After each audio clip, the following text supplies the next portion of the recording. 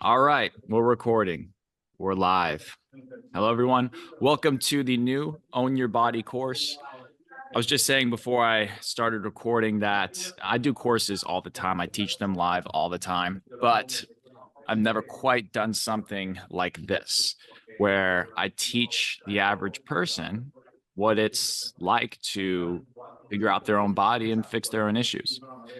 So I think this 4-week course is going to really effectively give you guys a good idea of what's going on and what you can do to really get to the root of a lot of the problems that you're dealing with. Because I imagine pretty much everyone in here is dealing with something, or you're trying to learn to help someone else. So I think that this is going to set the foundation this week. And then next week, we're going to get into some assessments. I'm going to lay it all out for you guys in just a second, but I just want to tell you how excited I am. And it's good to see. It's good to see so many different types of people in here. I'm just kind of scrolling through to see, just to get an idea of who's in here. And it just seems like we have people from all over the world, which that is really cool.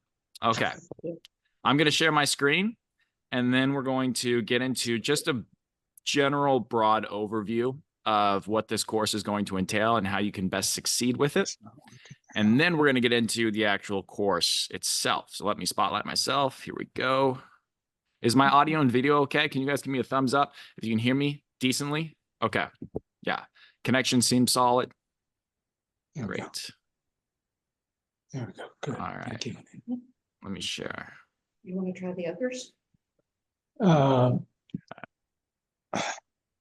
I'm okay with this. Okay. Please mute people. Yes, I agree. Let me mute some people. All right. There we go. I think my speaker, there we go.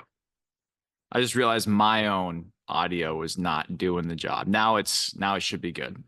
Okay. Let's get into it.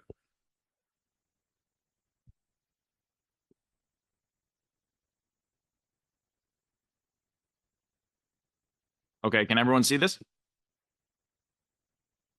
Great, looks like it. Let these last few people in. Okay. And we're off. So I call this housekeeping because this is just some stuff that we need to talk about first. So that way there's no confusion and we can maximize our success within this course. The way that this course is going to work is it's 4 weeks long. Now, this is the shortest I think I could probably make a course because, you know, I'm someone that really likes to give as much information as possible, but I also pride myself on being able to simplify things and being able to make it digestible. So I think 4 weeks is about the right length here because that's going to give us an opportunity to set the stage this week. And we're going to go over general posture. We're going to go over what causes posture, how people get into asymmetrical postures, etc. And I'm going to give you a couple of exercises that you can start doing and practicing right away. But a lot of this course is honestly going to lean pretty heavy on asymmetries. And I'll talk about that later. And I'll explain why I'm going to lean into that so much. No pun intended. Week 2 is going to be self-assessments. I'm going to give you guys the opportunity to see a couple of, sorry, something just popped up on my screen. There we go. I'm going to give you guys 6 self-assessments that you can do to determine what's going on within your body. I chose those 6 very specifically because they're going to be the most reliable, the most repeatable, and they're going to give you a really good idea of how well you're improving, and you can use them as test and retest markers as you do exercises. What's really cool about the exercises I'm going to give you is that they should objectively make a change in your assessments. If they don't, I promise you, you don't have the right exercises. You're not going to be guessing. You're going to be testing whether or not you are successful with your interventions. And that's what I think is so cool about what I do and what you guys are going to be doing. A lot of the stuff out there on the internet, a lot of the content is do this and do it for a couple of weeks and cross your fingers and I hope it works. I'm not like that. What I want you guys to be able to do is go, this seems like, based off of what I'm learning, is probably the best thing for me. Let's test it.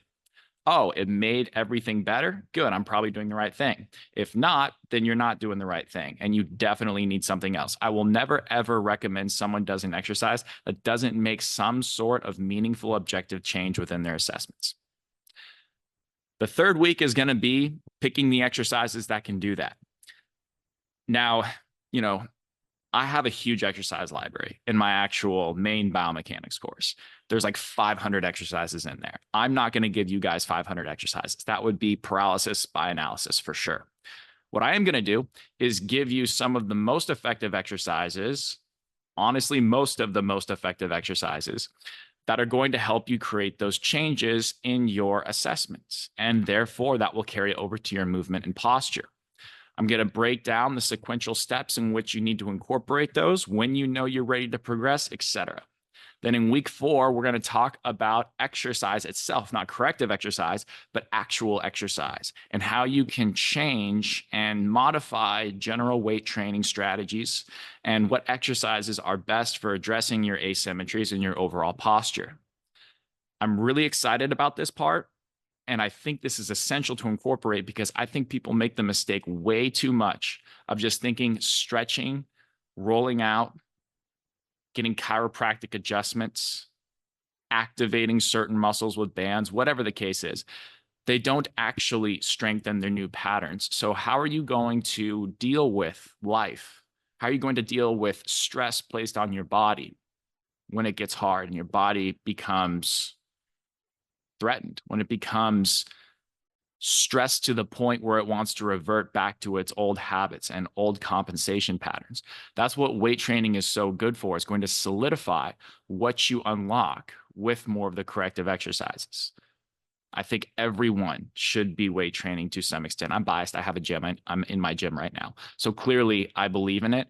And I think it helps build resiliency. I really do. A lot of people have a fragility mindset. A lot of people come into my gym. A lot of people come into my DMs on social media, and I can just tell that they're afraid. And I can tell that they're afraid of using their body in certain ways. So I want people to build confidence. I want you to feel like you are capable of doing whatever you want to do with your life.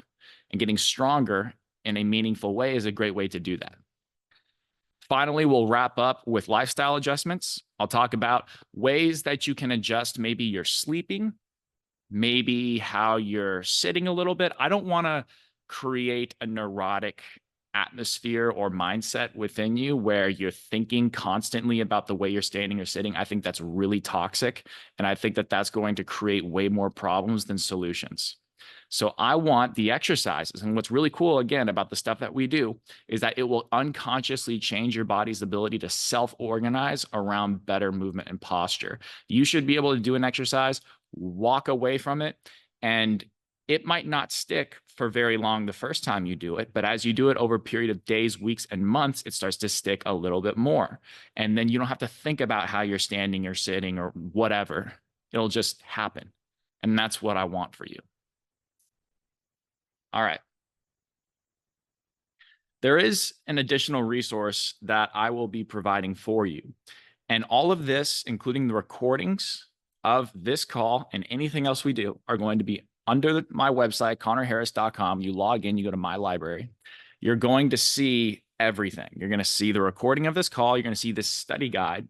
You're going to see the slides. So if you want to go through the slides on your own, they're going to be there. Also, any links to any exercises that we're going to be covering. This study guide is a really good barometer of how well you're doing. I know that some people are going to be coming into this with a lot of experience, understanding my content, watching my videos. Other people saw this in an Instagram ad yesterday and are signing up right now and have no idea what I'm talking about. So given that, I want you guys to have an idea of how well you're doing. If you can go through this study guide and you have a general idea of what's right, then you're probably doing really well. I will post the answers to this just prior, maybe a day or two, depending on the week, a day or two before the next presentation call. So probably next Thursday. The practical breakout sessions, this is something I really wanted to include within this course. This is an online course. You're not in the gym with me. I can't teach you how to move your own body in the best way possible, given this is an online environment. However, I've done these courses quite a few times. I've been doing some sort of biomechanics course, beginner biomechanics course, this for 5 years. So I have a good idea of what is going to be most effective, what exercises are the easiest to coach in an online environment, specific cues that are very helpful. And so during week 2, and a week in this course is not like Sunday through Monday. It's Friday through the following Thursday. That's what we define as a week. So during weeks 2 and 3, after week 2, that Friday presentation call, the following Wednesday, we will have a practical call at 1:30 p.m. Pacific Standard Time. It will be recorded and uploaded to the website. It's going to go over how you can specifically carry out the self-assessments. I'm going to be first taking the whole group through a self-assessment. I'm going to highlight certain individuals. We're going to take them through an assessment. We're going to interpret what it's telling us. And then we're going to be able to do that a couple, probably more times, depending on how much time we have in the call. These calls are probably going to last about an hour and a half. You can expect that. And then the week 3 one is going to be more about the corrective exercise interventions and how you can execute those to the best of your ability. So again, I'll take the whole group through it. Some people are going to feel the right things. Some people are going to feel the wrong things. We're going to troubleshoot. It's going to be super helpful. I know you guys are going to have questions during this. I'm going to have Jacob right now is currently on this call right now. He's one person. Trevor will probably be on the future ones. He's my other employee, and he will answer questions as you put them within the Zoom chat itself. Please, please do not unmute yourself at any point during this presentation unless I ask you to. Not only is it disrespectful to other people and their ability to have a flow going through the slides and to hear me, it's just so disruptive. And I'm crossing my fingers. I've never had a problem with it in the past. People generally understand that it's probably not a good idea. And I just ask that you respect that. And at the very end of the call, depending on how much time we have, we're going to go till 12 p.m. Pacific Standard Time today, no matter what. I'm going to be here. If you guys have questions, ask them. I'll answer them, but only in the order that they are asked in the actual Zoom chat. So Jacob will be answering throughout the presentation, but at the end, I'll ask for questions. I will then call on you depending on the queue and where you say you have a question in the Zoom chat. You can literally just say, I have a question, and I will then get you. You can unmute yourself. We'll have a little chat. Final notes, if you have a question, let's say about corrective exercise, or you have a question relating to lifestyle, that's stuff we're not talking about this week. So please don't ask a question that's irrelevant. If you have a question about how you can do a split squat in the gym to address your asymmetry, that's not this week's content. So please wait until week 4 or whatever week that's going to be relevant. Because again, people are going to be coming in with a lot of different experiences. Some people here might be literal personal trainers. Other people here might be in physical therapy school. Other people here are a desk worker at a construction firm. You know, it's just, I have no idea who's in here right now. Most people are probably just people that have regular jobs and they're not in the fitness industry. So just appreciate that and just ask relevant questions so that way we don't confuse people. I will be posting the slides along with the study guide, along with the recording. Once the video is processed on the website, please allow for 4 hours. The reason why it takes that long is because it has to process first on my computer, then I have to upload it, then it has to process on the website, and that takes about 4 hours. So you can expect the thing to be up probably around 4 p.m. Pacific Standard Time the same day. Finally, just like anything else in life, you get out what you put in. If you just listen to this course and just kind of half-ass your way through it, you're probably not going to see the changes that you want. you're probably not going to feel better in the way that you want. But if you genuinely take the time to do the study guide and try out the exercises and find which ones improve your objective assessments and really put that effort in, you will see something good happen. That I can almost guarantee you. Unless you have something crazy going on, like you got in a car accident and now your leg is like 3 inches shorter than the other one, and your head is crooked to one side because you're missing when it gets to those circumstances, you need an individualized approach. So I hope you can appreciate that this course is designed for the overwhelming majority of people to be able to see significant benefits to their movement and posture. But if you have a crazy case, please don't expect that you're going to be 100% better at the end of this. Like, there is a realistic world in which some people need an individualized approach. And this is going to give you that, but that's not the same thing as working with a qualified physical therapist, for example. So please be realistic about that. All right, with that out of the way, let's do it. We're going to get into lower body mechanics and how that relates to specific lower body postures. We're going to define what posture is and how it relates to these things. And then we're going to get into the upper body. We're going to talk about 4 total postural deviations, but really they're incredibly normal and common. And I'm going to explain to you why this happens. And then we're going to get into asymmetry. And I'll explain later on why that's so important and why I think asymmetrical patterns and addressing those is the best way to address your overall posture. All right, first we got to ask, what even is posture? Posture is a static representation of your body's center of gravity control. When you stand up and you have to deal with gravity, it really helps to have an even center of mass stacked over your midfoot, as you see on the left here.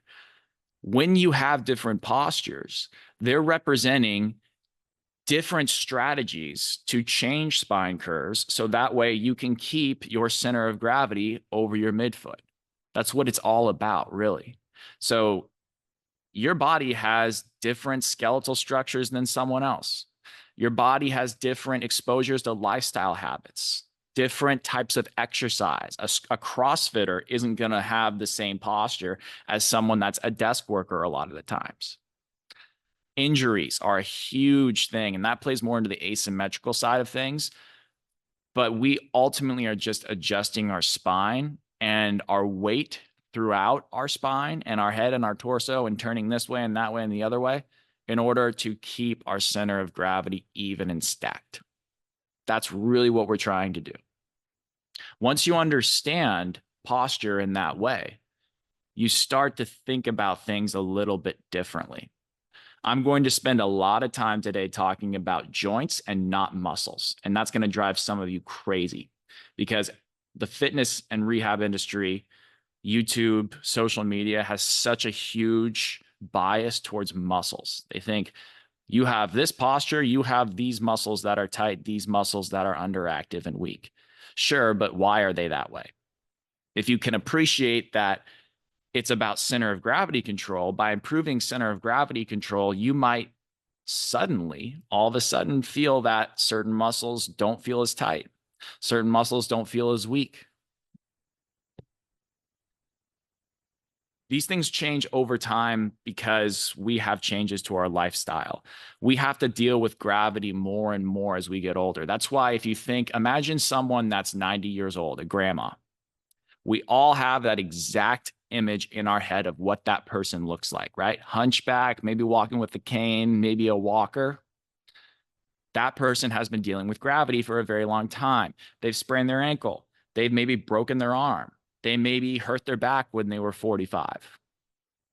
So these things create different strategies in our center of gravity control. And that then builds over time. And ultimately, what ends up happening is we lose the battle to gravity.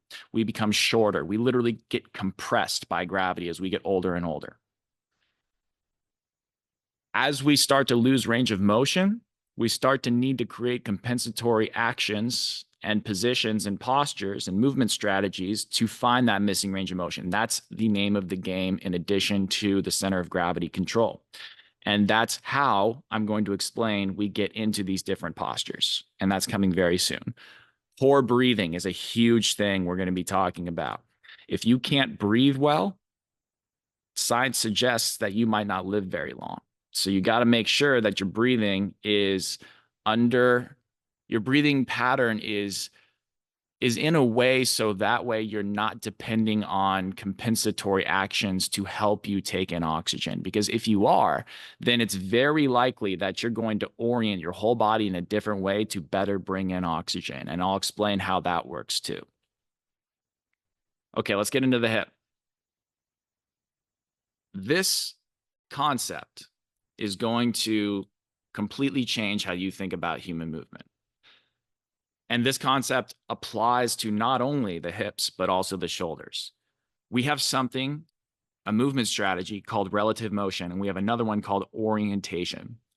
Relative movement is the idea of segments within a given structure moving relative to each other, just at different speeds. Orientation entails an entire structure moving as a whole unit without any segmental movement. Let me give you an example of what that means. Okay. Where's my pelvis? There it is. Now, the bones within the pelvis don't actually move that much, so I'm going to be greatly exaggerating all this stuff. Okay. Relative motion would mean that this bone right here, this bone's called your sacrum. If this bone moves like this, the other bones relatively move outwards. If the sacrum bone tips forward like this, then these bones rotate in. That provides room for the femurs, the leg bones, these bones right here to do something else. So this is relative motion. Orientation would be nothing moves within the pelvis and it's doing this. Do you see how this is different than this? This is relative motion. This is orientation. This is relative motion. This is orientation. I think you guys get the idea. I'll explain how these things can create similar outcomes at the end of the day of joint positions and joint actions, but it's not the same thing in terms of how forces are distributed throughout your body as you do them. Let's take a look at the upper body and explain how this could be represented here too. Relative motion, meaning that segments within a given structure are moving relative to each other. As I raise my arm overhead, my shoulder blade moves. Let's say I lacked the ability to get this proper motion. Well, what would I do? I would get my arm to a certain point where I can't move my shoulder blade and my arm relative to each other anymore. So my strategy might be to simply just arch my back, and that helps me get my arm up higher. But do you see how my shoulder blade's not actually moving? It's just me moving through my spine and tipping my arm back. That would be the equivalent of just raising your arm up. You can feel your shoulder blade moving. Oh, now I just arch my back. That's orientation. Orientation is driven by the spine. Orientation is not driven by these segments moving relative to each other. This happens everywhere. It can happen at the foot. So the idea is both are important. Both are necessary strategies. But when we tend to be missing relative motion, we tend to be biased towards orientation. And I'm going to give you several different examples of how that happens. Let me give you one right now. You're going to get real familiar with the terms external and internal rotation, because ultimately those are the two main movement strategies of our body.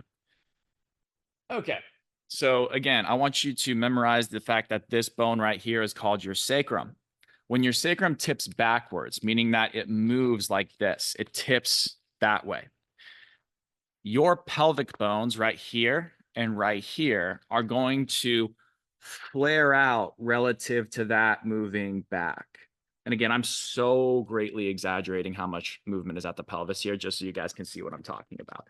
This is a relative movement. This provides space for your femurs, your thigh bones right here, to move outwards like that. This is called external rotation. External rotation is generally things moving away. Internal rotation is generally things moving in.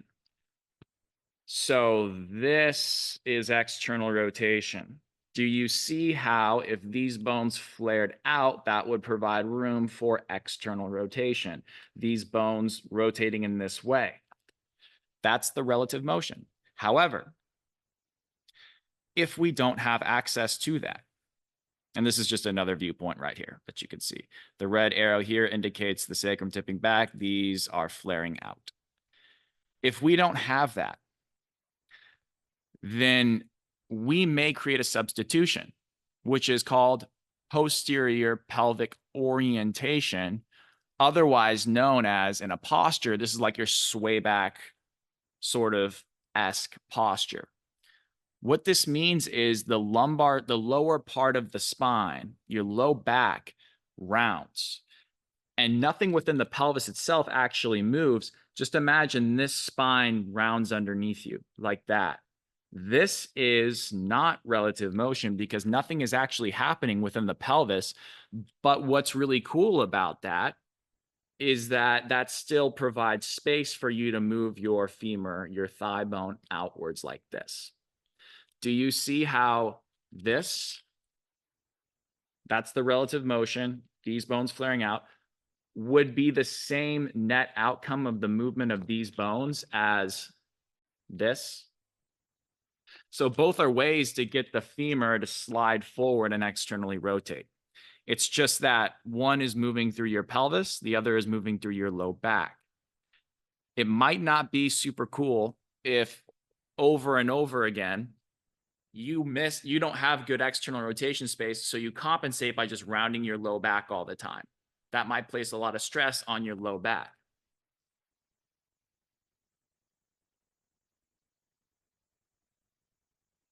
The primary muscles, and this is super generalized, guys. This is something that I am heavily reducing, so that way you can understand and digest it. But these are also the primary players, the most important ones to think about.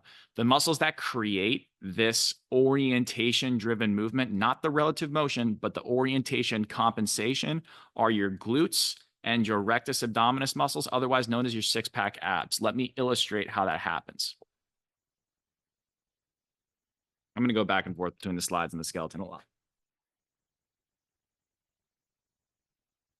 So if we're looking at the actual pelvis external rotation, this is a pretty anatomically accurate skeleton. So there's really not much SI joint movement. Like this is how much really is there.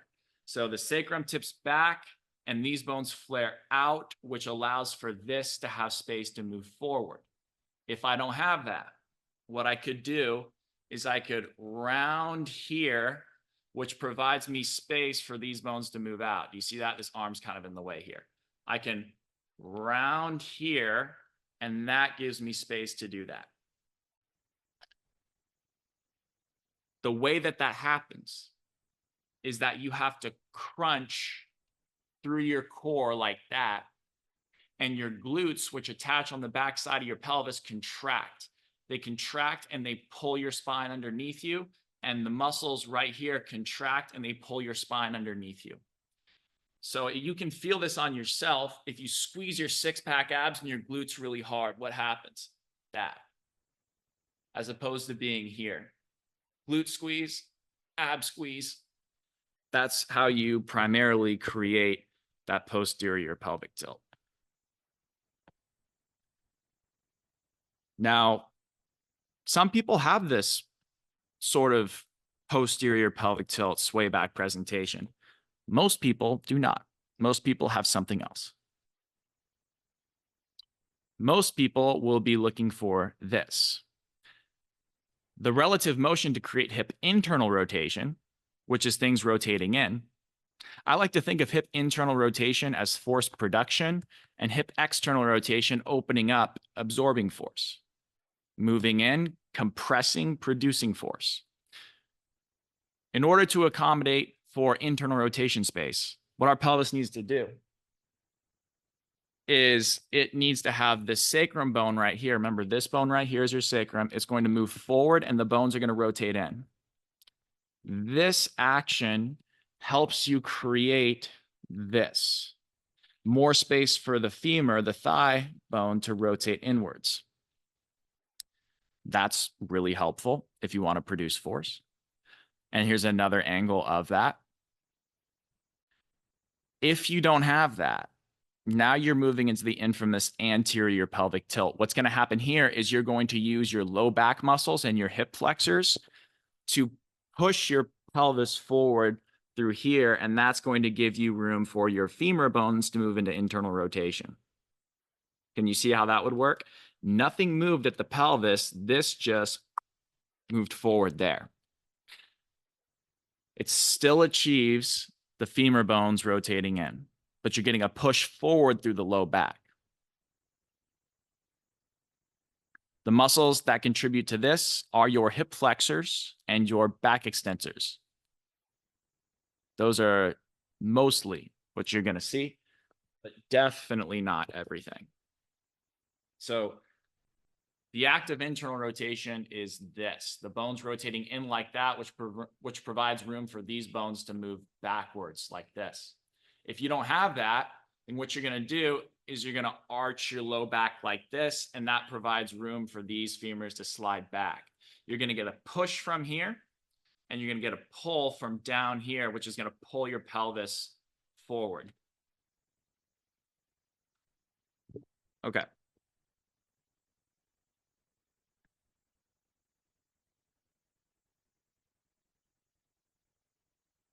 So what? Anterior pelvic tilt, which is on the right here. This is a strategy to compensate for a loss of internal rotation. Sway back posture is a strategy to compensate for a loss of external rotation. If you're missing one, you're going to find a way to find that thing by usually orienting your pelvis in a certain way. Most people look like the right one to a certain extent. And again, like these are extremely exaggerated pictures. I mean, sometimes not, but this is generally like an idea, so that way you can clearly see what's going on here.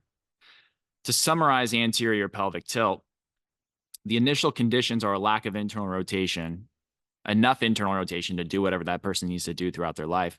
So what they do is they push their pelvis forward via tightening the low back and hip flexors to bias internal rotation. The result is that the center of gravity is going to be pushed more forward onto the toes. Can you see how this line is pushing my weight more forward, at least within my lower body? Now I'm leaning more forward. My knees have to straighten more in order to accommodate for this. This is why you oftentimes see people that have this forward pelvis. Look at my knees. They oftentimes need to do this so that way they don't literally fall forward. Their knees straighten to accommodate that center of mass change within their pelvis. Does that make sense?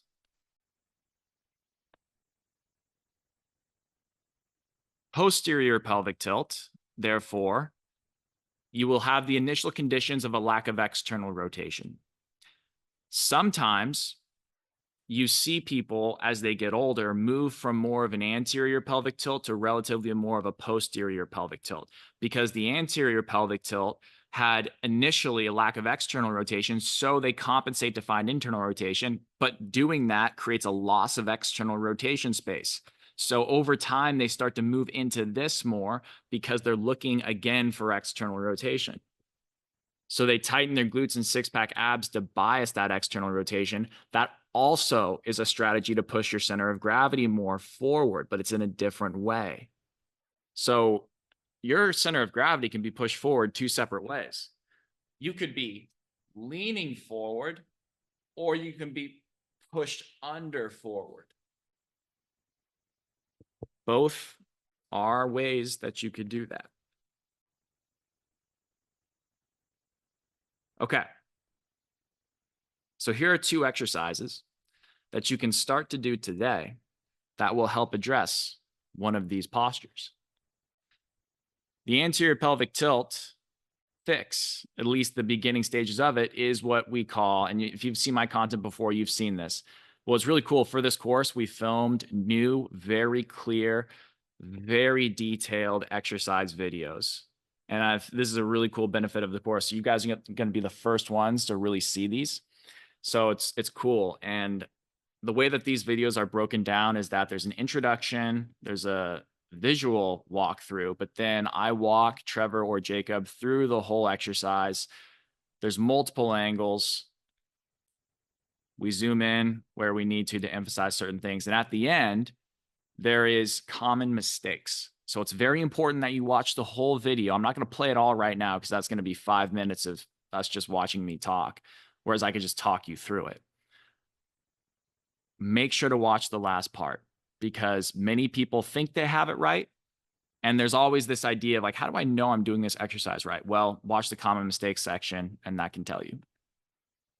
So what we're doing here is we have our feet pointed right up, flat on the wall. We have our hips and our knees bent at a 90-degree angle.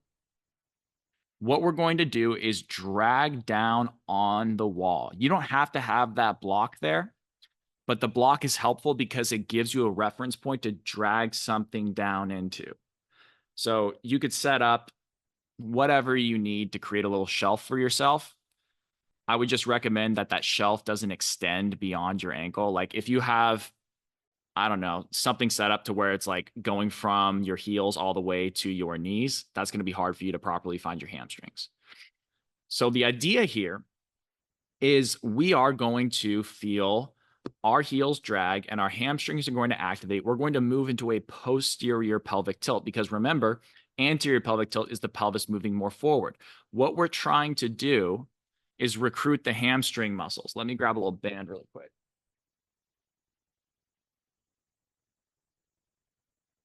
The hamstring muscles attach at the back of the pelvis and they run down through the back of our knee like this. If our pelvis is in an anterior pelvic tilt, those muscles are stretched out. So we need to work to contract them to pull the pelvis back. The hamstrings are a very important muscle group for that. In addition, we're going to also, through breathing, activate our deep ab muscles. I got to move this guy out of the way. Because if you're in an anterior pelvic tilt, it's likely that you have some degree of rib flare that we're going to talk about in a second. So do you see how this point and this point are moving away from each other? So your ab muscles, specifically your side abs, attach here and here. They're currently being pulled away. So we need to contract them to get the pelvis to come back underneath us again. So we're really targeting the hamstrings and the side abs. That's why this exercise is so helpful. The ball is really just there as a placeholder to make sure everything is aligned. If you want to layer deeper of this exercise, what you're really trying to teach your body is that, hey, when my whole foot is flat on the ground, I want my hamstrings to control the tilt of my pelvis and help pull me into relatively more of a posterior pelvic tilt. Because right now, in my body, I'm leaning too far forward within my pelvis. I'm currently here. I want my hamstrings to work with my heels to pull me back here. So you're trying to give your body an experience of what it's like to recruit your hamstrings and sense your heels on the ground. Here is probably the most important thing I'm going to say the entire week. These exercises are not, under any circumstance, supposed to be a strengthening exercise, a squeeze and feel as hard as you can exercise, or some sort of like traditional muscular activation exercise you've seen on social media. This is an entirely different intention, and if you use the right intention, you will get better results. These exercises are almost brain neurological education exercises.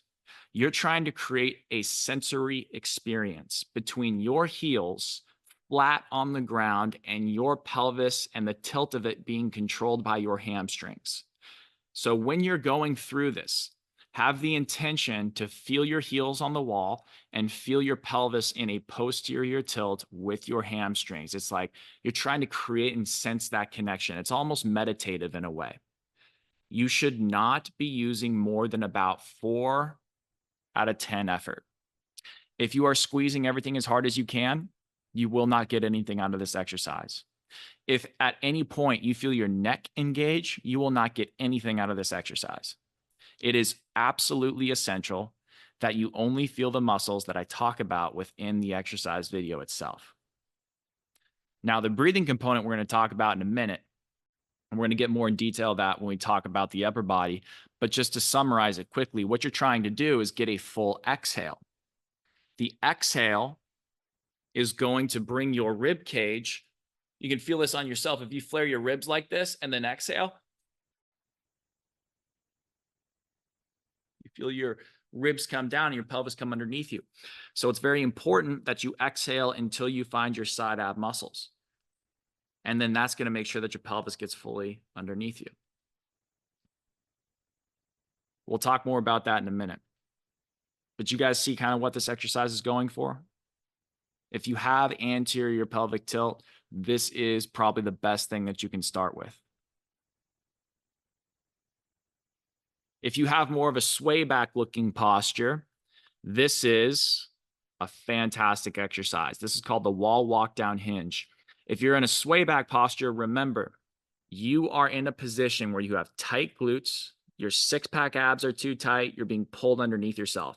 You're stuck in a relatively more posteriorly oriented pelvis. So we need to actually drive a little bit more of an anterior tilt, and we need to actually open up your chest and the front side of your body. So what you're going to do is get a foam roller in between your knees, and you're going to slowly walk your hands down a wall, stopping at the point at which you feel any amount of stretch in the backside of your hips, specifically your glutes. And that might be here. It might be a little lower than that. You're going to keep your gaze in between your hands. If it's too hard, you can go down to your knees, and you can do the same thing there. But all you need to do is be able to sense a stretch within your glutes and then squeeze that foam roller a little bit. And I'll explain why that's working in the way that it is. But you should never, ever feel anything in your low back. In the video, I talk about how you can prevent that and strategies you can use, but you need to keep a neutral spine. And do you see how this would be providing length through the back side of your hip? Can you see how this would be stretching out your glutes? Can you see how this might be stretching out the front side of your body a little bit? What we're trying to do is take someone that's stuck, pulled underneath themselves. They have stuff back here that's tight.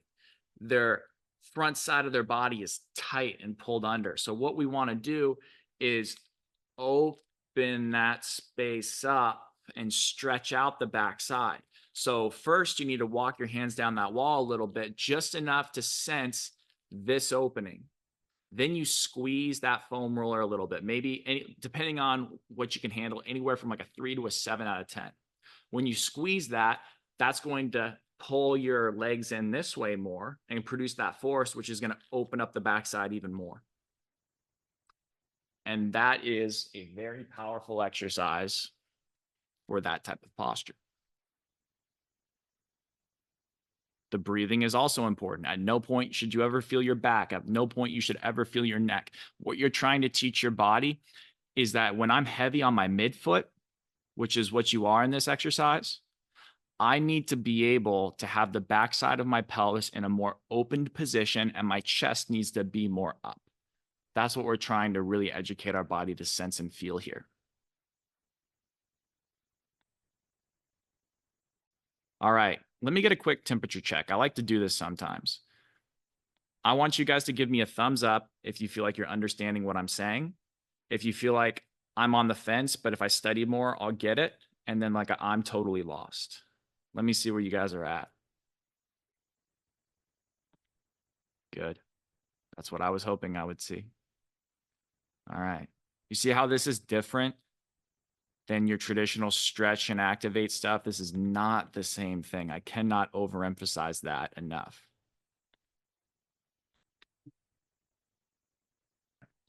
So external rotation is things moving outwards and back. So technically I'm moving the shoulder right now in and out of external rotation.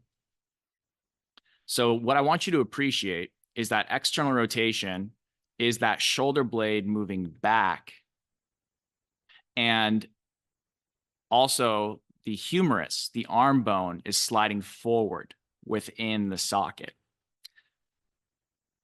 So let me show you here really quickly. This is your humerus bone. This is your shoulder blade. External rotation is this action. You see how this is sliding forward? The net result of that is that the shoulder blade is going to move back as that happens. That is external rotation. Okay, external rotation is really important for raising the arm overhead. That's an important element of getting that shoulder blade to stay in the right position. So this is external rotation. Internal rotation is the inverse. Internal rotation is this, the humerus sliding back, which is going to pull the shoulder forward and away. But let's focus right now on the external rotation component right here. We need both internal and external rotation, but what happens when we don't have one or the other? Well, what we do to create a compensation for external rotation is we create rib flare. Rib flare is us literally doing what you're hearing. The ribs are going to pop up, and that's going to push the shoulders back. And this doesn't actually entail any movement between the scapula and humerus that's meaningful in relative motion, but it is accomplishing the idea of pushing the shoulder back. Do you see how me doing this would help me mimic that action? See how that works? So this is going to be movement of the spine. You don't have a lot of movement of the spine if it's just that relative motion like this. Remember how I said external rotation is needed to raise your arm overhead? This is why people flare their ribs when they don't have a lot of ability to go overhead.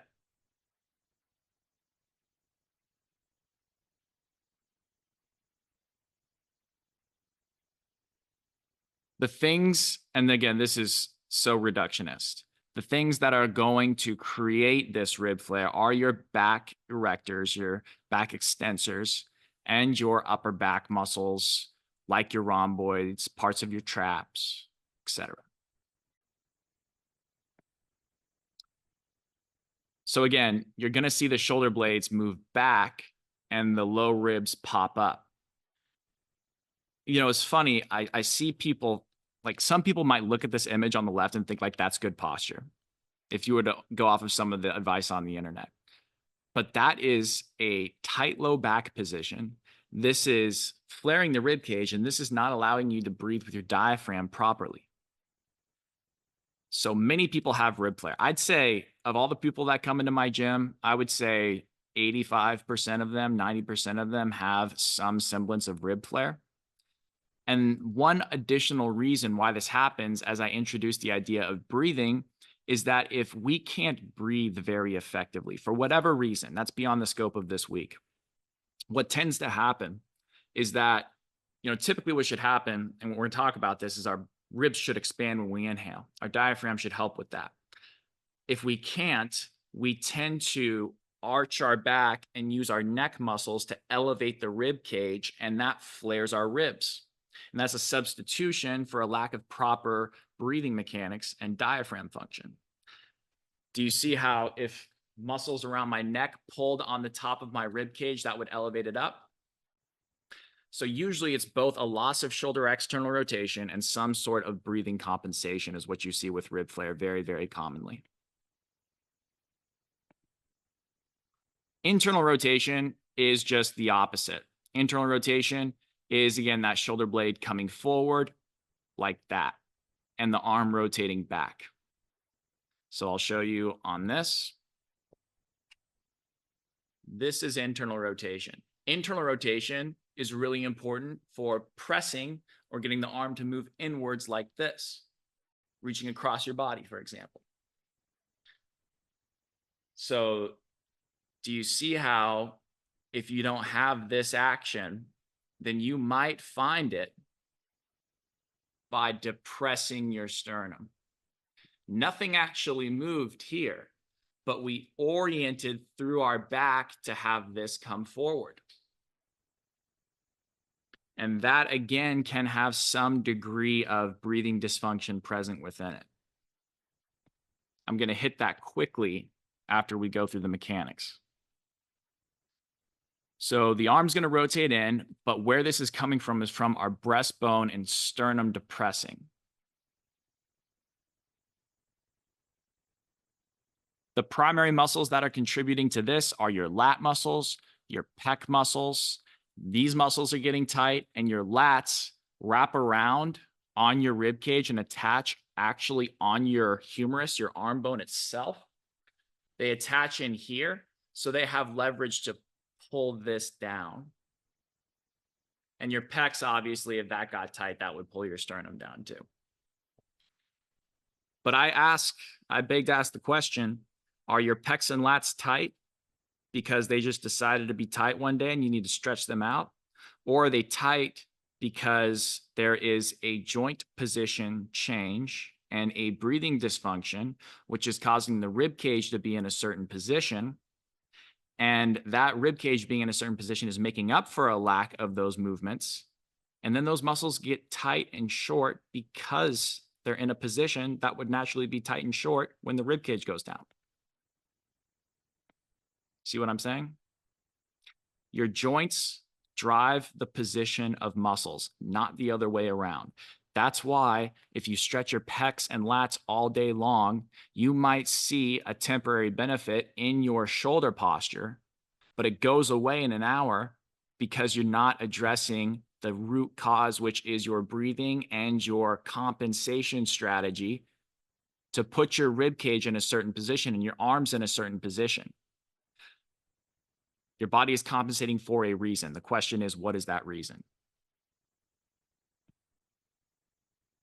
So you can see here, I'm greatly exaggerating it, but my head is usually forward in this rounded shoulders posture.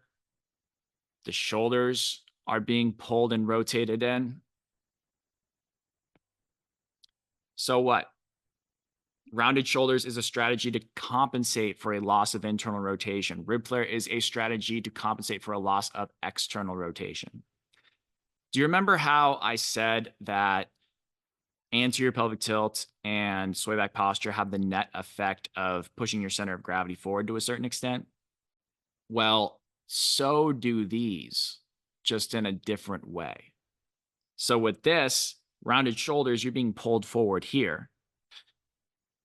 But with rib flare, you're being pushed forward. Now, question, don't actually answer this. This is a rhetorical question.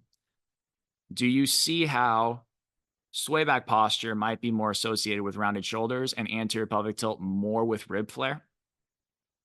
That's not to say that's not always the case. I see all the time people that have a lot of anterior pelvic tilt have a lot of rounded shoulders. And I see all the time sway back people have some degree of rib flare. They're all different compensations that build over time, looking for a loss of internal, external rotation. Maybe they lost the other thing now, so they got to go find that. So a summary is a lack of internal rotation, shoulders being pulled forward, and now your center of gravity trunk is now leaning forward. But you can make the argument that your upper back is now being pushed back. So it's all a matter of evening yourself out.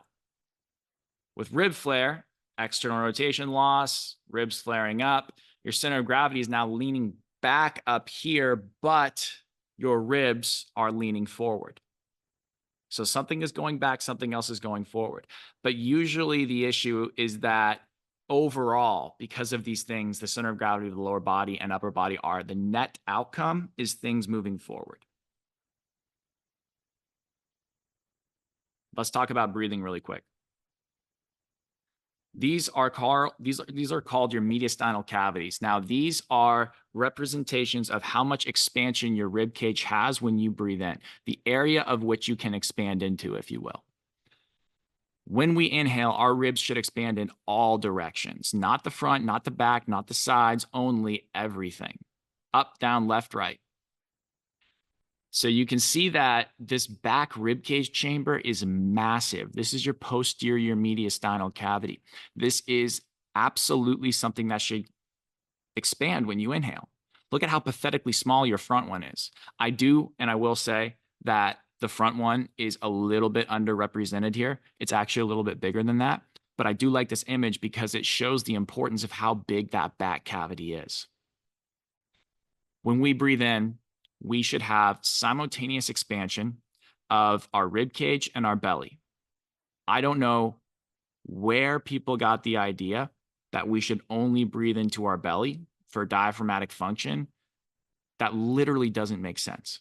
Our lungs are on our rib cage, and we need to be able to create simultaneous expansion of both. And I'll teach you how you can do that, and you'll see within the exercises how I cue breathing, and that's very, very important. If we lack this, then what tends to happen is we're going to find a strategy to create compensatory expansion. Usually what that looks like is engaging secondary muscles of inhalation that should be assisting us in inhalation, but are now primary movers like your neck. So let's make that connection as it relates to these things. So if I have, again, a loss of internal rotation, then I'm going to dump my shoulders forward. Now my sternum's depressed. I can't expand the front side of my rib cage. Oh, hang on. I wanted to share that slide. You can see how my rib cage would be depressed. I can't open up that space anymore. So now I need to create a strategy to elevate it. So I might kick on my neck to help elevate me more. Rib flare, you have back rib cage restrictions. So now what you might see here is a need to create more expansion. So what you might see is the neck kicks on more to elevate the rib cage, but it's just doing it in a different way. Your ribs down here, fun fact, are the most pliable, changeable ribs, not only in your rib cage itself, but of the entire body. Meaning those bones change shape more easily than almost any other bone in your body. Yeah. Thank you. So that's why you see so many people with crazy rib flare, is because those bones so easily change shape. But the good news is that they easily change shape back relative to other bones as well. So can you fix rib flare? Absolutely. You can get pretty quick changes doing that. Would you mind plugging in right there? Thanks. Thank you. Just quickly plugging in my computer. All right. Okay. How are we doing? Let me get another temperature check on you guys. So give me a thumbs up if you're like, I got it. I need more time, but I will get it. I'm totally lost. All right, cool.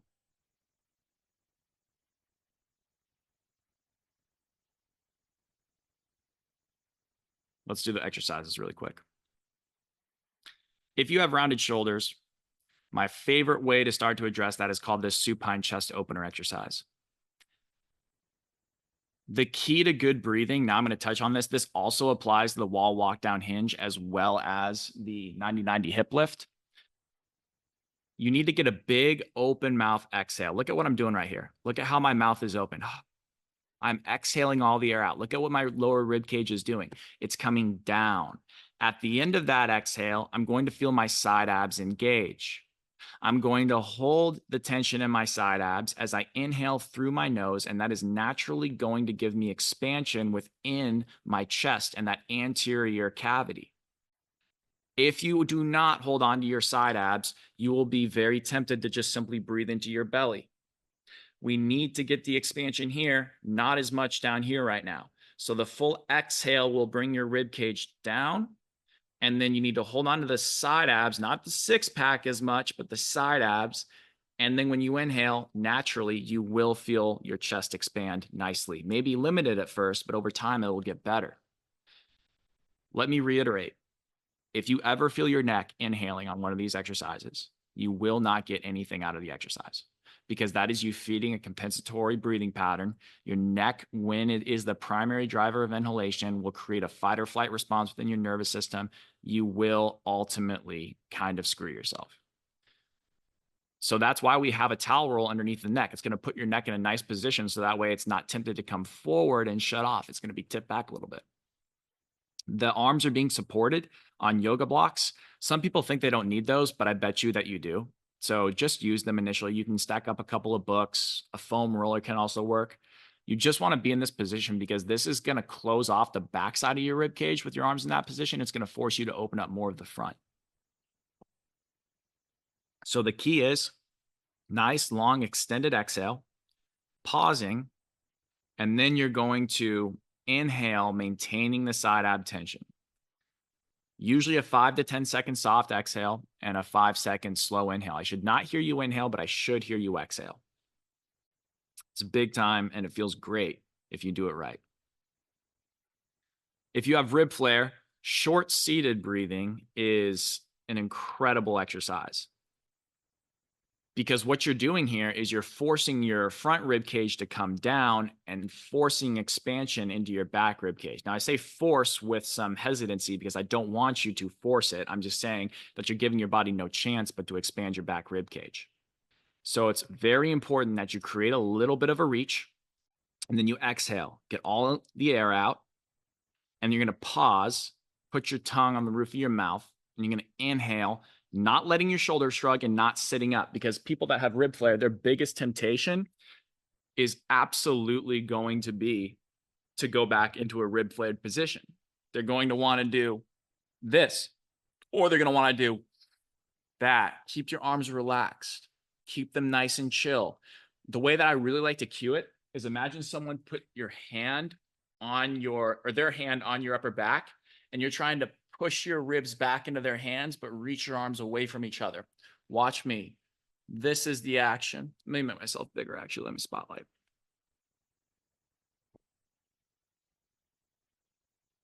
This is the action. This is called protraction, and I can do that without shrugging.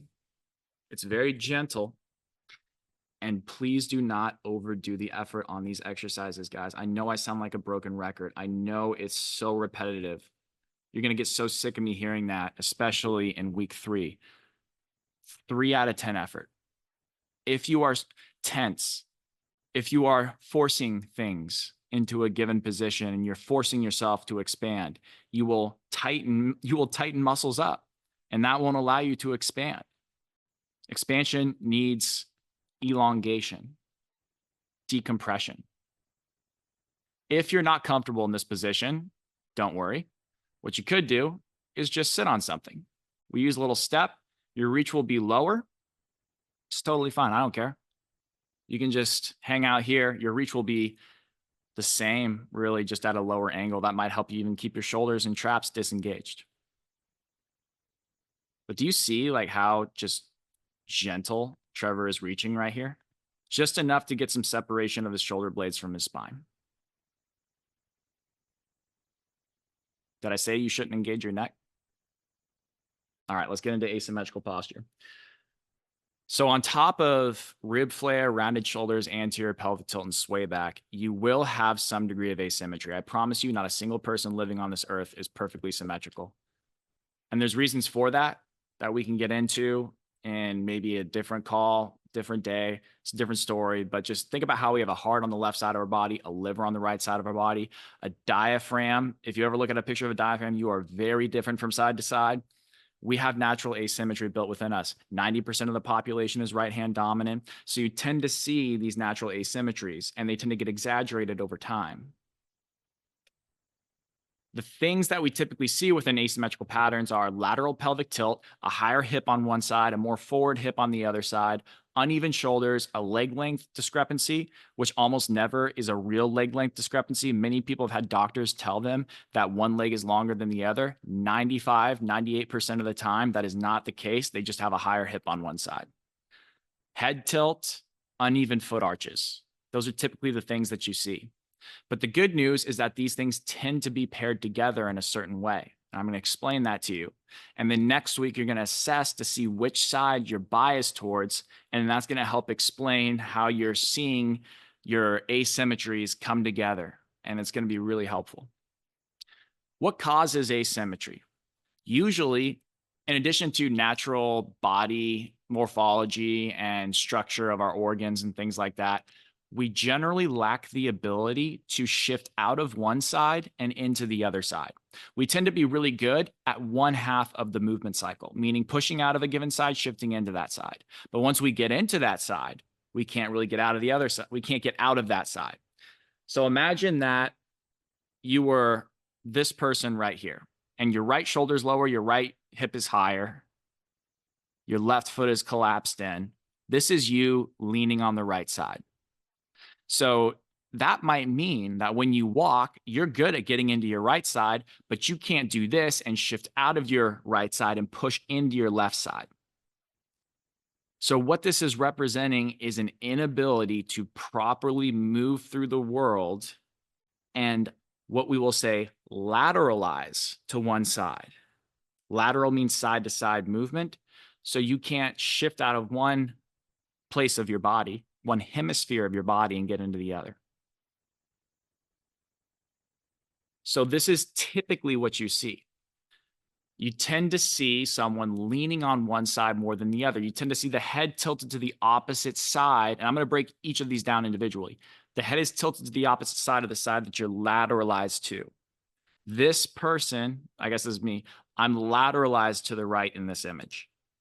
I have a lower shoulder on the right, a higher hip on the right, a foot arch that's higher on the right side.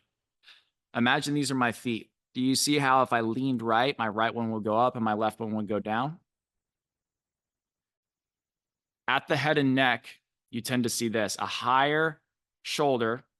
Let's say again, in all these examples, I am leaning on the right side. I'm lateralized, as I will say, to the right side. The head is going to be tilted to the left because my right shoulder is lower. That arrow is indicating the higher left shoulder. And that's to balance myself out and relatively, I'm exaggerating these images too a little bit. That's to keep my eyes in an attempt to stay more level. Let me move this out of the way.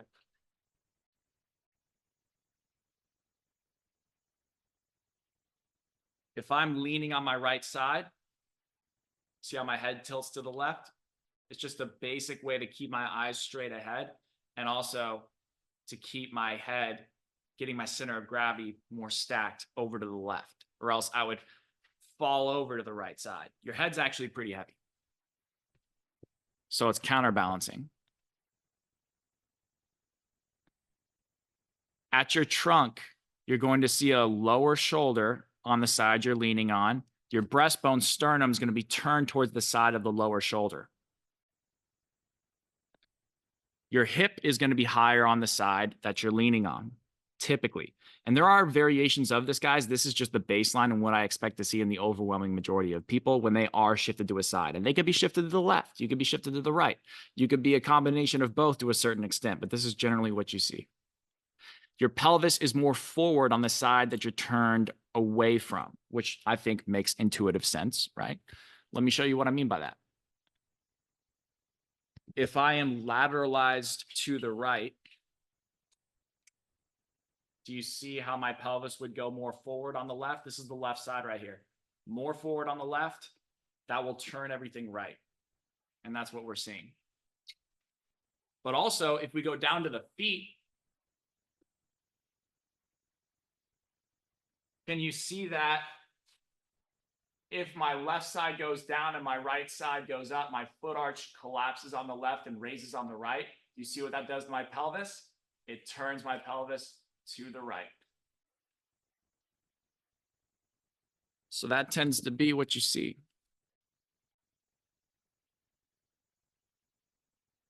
And then this is what's, again, being represented here. I literally just did this on the skeleton model right here. So I don't care if you know every single one of these little individual things at the head, the neck, the torso, the pelvis, the feet. I just want to illustrate how these things are all connected together and what we typically see. What I do want you to appreciate, the takeaway of this is that you are stuck in one side and you can't effectively shift out of that side and into the other side. That's the goal. People that have asymmetrical issues, let's say they are turned to the right side, they can't get out of the right side and into the left. Do you see that? Okay. Now, here's a higher level concept. that it's okay if you can't wrap your head around this entirely right now, but I want to illustrate to you why addressing asymmetries is more important for fixing your overall posture, anterior pelvic tilt, posterior pelvic tilt, rib flare, rounded shoulders on both sides. You can have rounded shoulders, but you might be a little bit more rounded on one side. You can have anterior pelvic tilt, but you're going to be a little bit more anterior pelvic tilted on one side. You can have rib flare, but I promise you, one of your ribs is more flared than the other. So what tends to happen is that over time, our body, well, initially our body starts off somewhat asymmetrical. But what happens is as we accumulate injuries, as we accumulate a sedentary lifestyle, as our training becomes repetitive, humans are creatures of habit. We tend to do the same thing over and over again throughout a day. So because we lose variability, we tend to become more patterned in the way that we move through the world and execute tasks. So the left side might move more and more and more forward over time. And as that happens, it has to bring the right side with it. You can't just have a one side anterior pelvic tilt, or else you would look like this, and that's impossible. You would start to come forward with your right side as your left side becomes more forward. So usually what I see is, you know how anterior pelvic tilt is loss of internal rotation.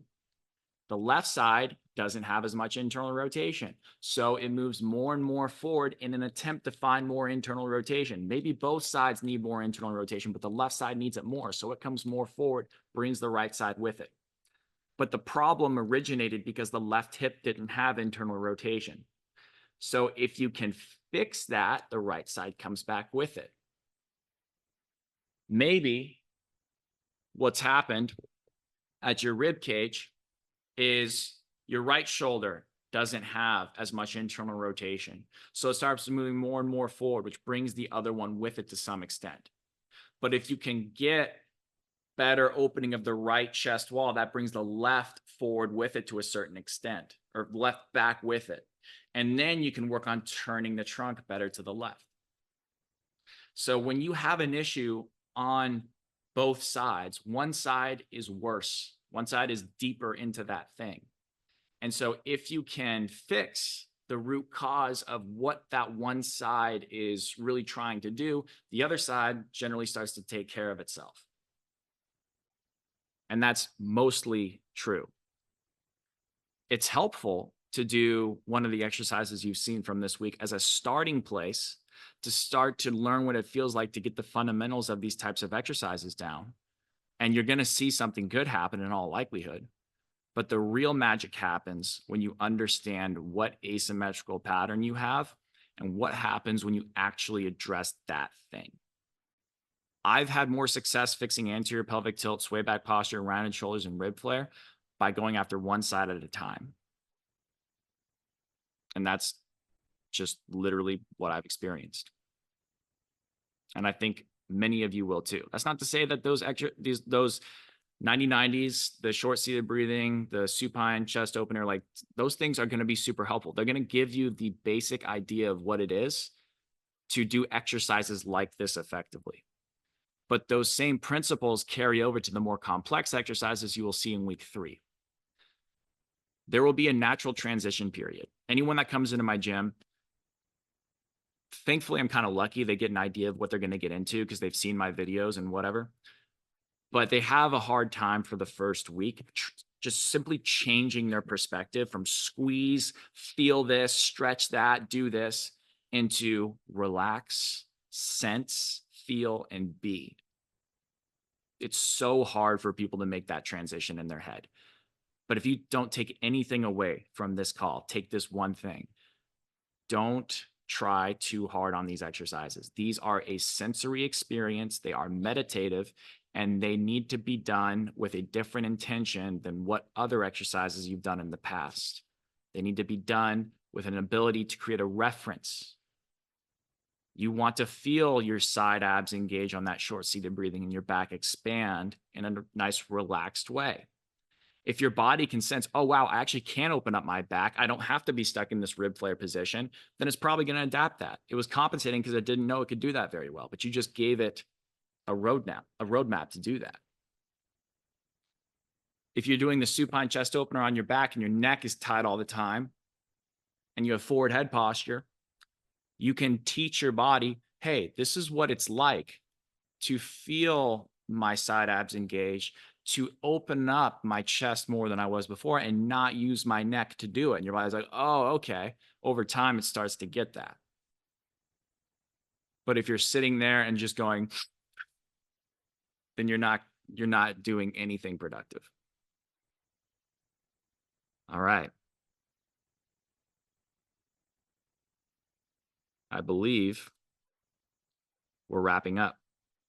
So what? So we tend to get stuck, shifted in a given direction, and we need to learn how to shift away from that side and better into the other side. Next week, what we're going to do is we're going to go over self-assessments. These are easy tests that will help you determine your own individual limitations. And then we're going to learn what specific measurements, side-to-side differences, are associated with what certain postures and asymmetrical patterns. And then after that, we're going to get in what can you do about the whole thing. Thank you guys for listening to my presentation, listening to my tangents. I hope that was helpful and a good introduction. I hope that started to give you a perspective shift that you may not have heard or fully considered before. And I'm here to help you guys through this. And I want to answer whatever questions you have. So if you have a question at this point, it would be appropriate to indicate in the chat that you have a question, or just ask the question in the chat and I'll answer it. I'm going to start with Jordan's because his is first. And if you want to ask your question, just unmute yourself, but please, everyone else, stay muted. Okay, Jordan asks, fixing these asymmetrical rotational weaknesses is more about stretching, increasing flexibility, or muscle strengthening? I'm so glad you asked that, Jordan, because it's neither. This is the perspective that everyone comes into with my biomechanics course, this gym, and this course. Everyone is coming in to these things with this idea of what the fitness industry has given you, and that is that we need to stretch and we need to activate and strengthen certain muscles. And that is not what I want you to focus on. Did you notice how I spent almost no time talking about muscles today? There were 4 very small slides. Your rotational problems and your rotational compensations are because your body lacks the joint excursion range of motion. It lacks the movement options. It lacks the neuromuscular control, basically your brain working with your joints and your muscles to be able to shift from one side into the other. You lack the movement options at your joints to do that. You first need to unlock the ability to have those movement options to get your joints to move into those positions, and then your muscles will follow. Then you can educate your muscles how to do that in an effective way. But if you don't have space to turn into a side, how are you possibly going to get your muscles to do that? An example is, let's say that I'm turned to the right side. So my right hip is turned in, my left hip is turned out.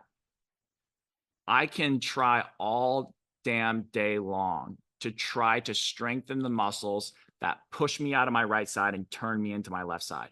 A muscle that might help me do that is my right glute. My right glute backside will push me over to the left. But if I don't have the space to turn into my left side, I will never do it in the right way. So we have to create an ability for our bodies to have that shift. And it's not about activating muscles. It's not about stretching. It's about creating space. And it's about creating the right context for what it means to turn into a given side. I know that's a weird answer and it's different than what you're used to hearing. But that's what I was trying to drive home with that 90-90 hip lift example. It's not just, if it was as easy as, hey, my pelvis is forward and my hamstrings are in a lengthened position and I need to contract them, why wouldn't you just go on a hamstring curl machine in the gym and bang out 10 sets of 10 every single day and it wouldn't fix the issue? The reason is because you need to create context and awareness of your hamstrings contracting to control the tilt of your pelvis and your foot on the ground sensing your heel, because that's when you move into a posterior tilt. That's the foot contact point, which you need to be able to be posteriorly tilted with. That's how it works also in the gait cycle. So I hope that helps. Okay. Let's see. Now we're going to, oh, one thing is during these questions, I don't really want to answer a lot of like, I have this highly specific case that doesn't relate to anyone else. So I ask that you don't try and make this like a one-on-one therapy session. So I'm going to answer the broad general questions. I hope that's helpful. Maybe if it's like something that is related to one of these postures, I'll hit it. Okay. So let's see. How should flat feet be addressed when doing the exercises? That's a great question, Lisa. So flat feet, let's think about what might be causing that. Typically, genetics can play a pretty heavy role within the presentation of our foot, but that's sometimes a cop-out way of looking at it. That's not always true. Your foot arch should be this thing that is able to go into what we call pronation, a lower position, and supination, a higher position. When we are pushing out of one side, our foot arch lowers. When we're turning our pelvis to the other side, our foot arch lowers. You can imagine that if you were to stand like this, let me make myself big.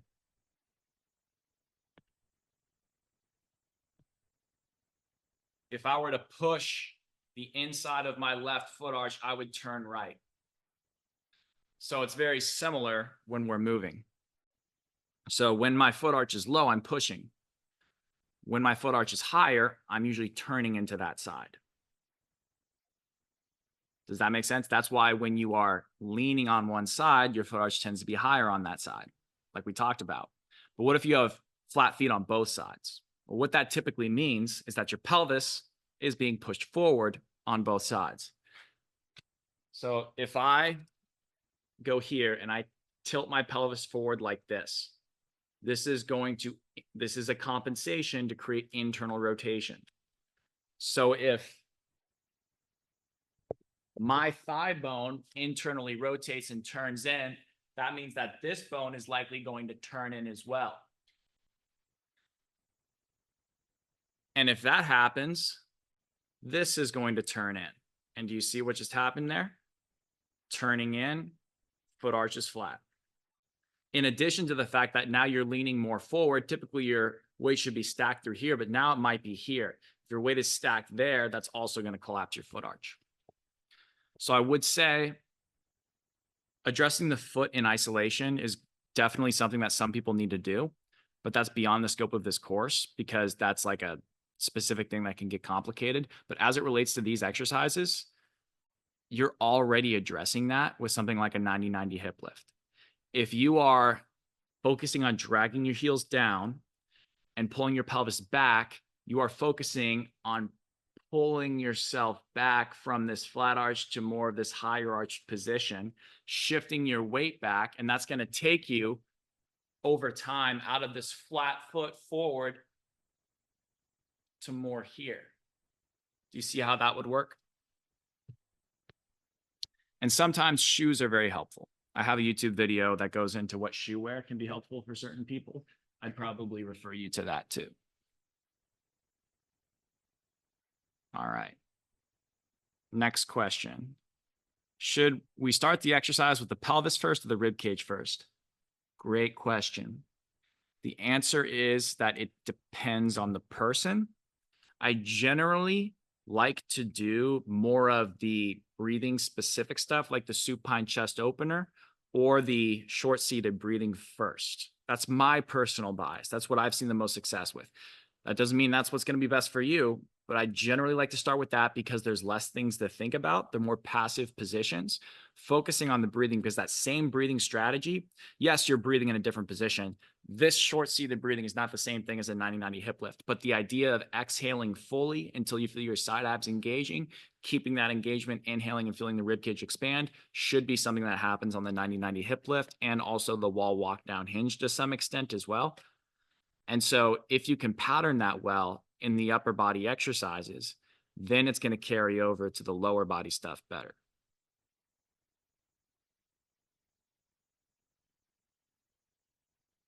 Robert says the creating space part needs a little bit more focus. That's such a key point. Robert, can you unmute yourself and ask how I can clarify that for you? Do you mind? So for me in the past, I think I always thought about having to push from one side to get to the other and having the weaker side maybe be strong enough to accept the weight coming over.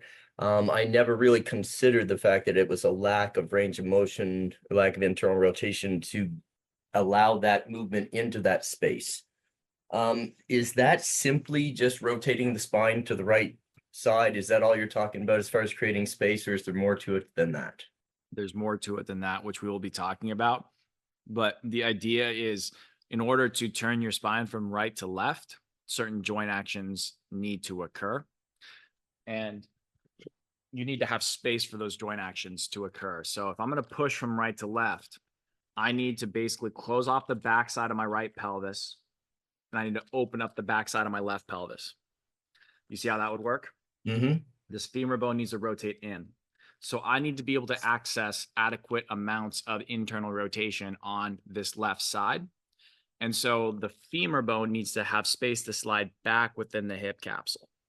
Now, there are specific stretches that might help with that, but more so than anything else, what we need to do is first have that space and then teach our body, hey, when I'm turning into my left side, my weight is in my foot at this specific position.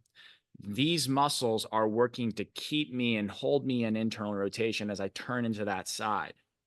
That's the follow-up to having the space in the first place. So you can like strengthen your internal rotation muscles all day long and try and stretch your way into internal rotation, but you need to create a connection between your foot working in a specific way and being in a specific state and working with the joint action and space of internal rotation. Does that make sense? It does. Do you focus more on the foot first or the pelvis first? Both at the same time, if you Same have the time. space. Okay. Awesome. Sweet. Thank you so much. You're welcome. All right, next one. Emily says, I know I have anterior pelvic tilt, but after following your videos, I can't figure out which side is forward and which side is back. That's all next week. Don't you worry about it. So I have trouble deciding which side to do the exercise on. That's all coming next week, Emily. Don't worry. Next one. How can weak toes impact forward posture? That's a complicated one. I would say that toe strength is not something that is highly relevant to what we're going to be talking about today or in this course right now. And that is probably more of a specific question for the foot course that I actually do have. Usually toe strength becomes more of a relevant thing to me when there's been an injury to the lower limb or the foot itself. You didn't see a decrease in the toe's ability to grip the floor, but you don't necessarily want to train the toes to grip the floor right now in this course or to strengthen things in that sense. What might be a better approach is to think about what foot shapes the foot needs to be able to access and what you might be missing. Some people tend to be very flat. Some people tend to be very high arched. So you need to get the ability for your foot to be able to move in and out of these different shapes. And then you might find that your foot's not jammed into one position. You suddenly have more of what you would think of as strength because you can actually access more than just one given orientation. But if you do, there are genuine cases in which you do need to strengthen the foot and the toes in a certain way. And that is generally when there's been like an acute injury to that area. All right. Should one also try to consciously correct these compensation mechanisms during daily activity? Great question, Ahmed.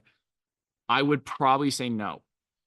There's been some research done that suggests that if you try to consciously change the way that you walk, you actually become less efficient. So I would say don't try to change the way you walk. Have these exercises do it for you. For example, let's say you're doing the exercise that I talked about with Robert, where you're teaching your left foot to be in a certain position as you turn into your left side and you're accessing internal rotation. You should be able to walk away from that. And your body now has that connection to the brain and body to where you now can actually turn into the left side and sense those left foot contacts unconsciously more effectively because you've created context for it. So don't try and change it. I would say for your posture, there are general things we're going to talk about in week 4. But again, I'm more of a fan of just letting these exercises do their job and adjusting things in a way that will just allow you to be in a better posture. So we'll talk about that later. So Victor asks, would we learn how to train based off of our self-assessment? I would be so keen on going to the gym and training. Yes, we're going to get into that in week 4. Ian, how should hip impingement be addressed to the right side when doing these exercises and the lack of internal rotation on the same side, given the pelvis is more forward more? That's going to be in week 3. It's coming. I promise you. Anthony, should we be able to assess if we have anterior pelvic tilt, sway back, rounded shoulders, rib flare, or will we do that next week? So I will be giving you a general idea of what postures are associated with which movement and range of motion limitations. But I will say that generally speaking, you will be able to tell visually whether you have anterior pelvic tilt or sway back. Sway back people tend to have a very flat back, or they tend to have less of a pronounced low back arch, and they tend to be, it looks like their pelvis is underneath them. It looks like they're like this. This is more of a sway back person. They might still have a little bit of a back arch, but ultimately it looks like their pelvis is more underneath them. They have forward head posture and very rounded shoulders. Someone that's anterior pelvic tilt will tend to have like the tilt of their pelvis literally looks like it's going down like this, and you're here. You still might have a big back arch. I don't even know if I can do that like this. But the key differentiator is that the pelvis with an anterior pelvic tilt looks like it's facing down, whereas the sway back looks like it's tucking under, and the pelvis is more underneath them as a whole unit. Now, we're not going to go through this assessment too much. I might incorporate next week a little bit, but if you're on the fence as to which one you have and you're not entirely sure, I would recommend you measure your hip internal and external rotation. And I'll show you what that looks like and how you can do that. There's 2 different ways you can do that. Let me pull up the YouTube video right quick. Oh man, I got to find it on the playlist. Okay, here's one. It's actually probably gonna be on the active one now that I think about it. So you can take it in seated, or you can take it laying on your back. If you have more external rotation than internal rotation, and you're not sure whether you're sway back or anterior pelvic tilt, then you probably need to do more of the exercises for a sway back person. If you have more internal rotation than external rotation, and you're not sure whether you're anterior pelvic tilt or sway back, you probably need to do more of the exercises for anterior pelvic tilt. So this is how you can measure it really quick.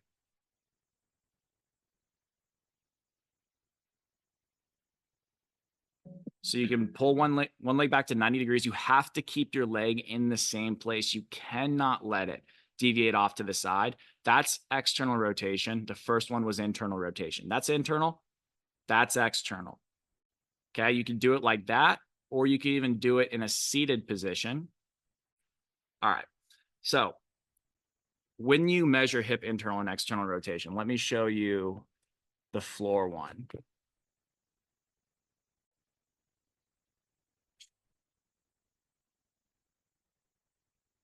You have to make sure that when you're doing it, your leg stays in the same place, okay? If you are doing this or this, that's bad. It has to stay in the same place. And you want to pull your leg back to where it's at a 90 degree angle and your knee is pointing at the ceiling. So the reason why, if you're on the fence and you don't know whether you have anterior or sway back, if you are more sway back, what's going to happen is, remember, sway back is a compensation to find external rotation. So you squeeze your glutes and your glutes attach on your femur, and that pulls you out here into external rotation. So if you have more external than internal rotation, then you probably need to do stuff to restore internal rotation. If you have more internal rotation than external rotation, what's likely is that your pelvis is more forwardly tipped. And that is creating an environment in which you have those tight hip flexors, the tight low back pushing your pelvis forward. So you would need to do stuff to bring your pelvis back and restore more external rotation space. Does that make sense? So if you're on the fence, take that measurement. I'll include that on the website within the linked exercises. I'll put that there and I'll make a little note of that. But generally, like, you can tell.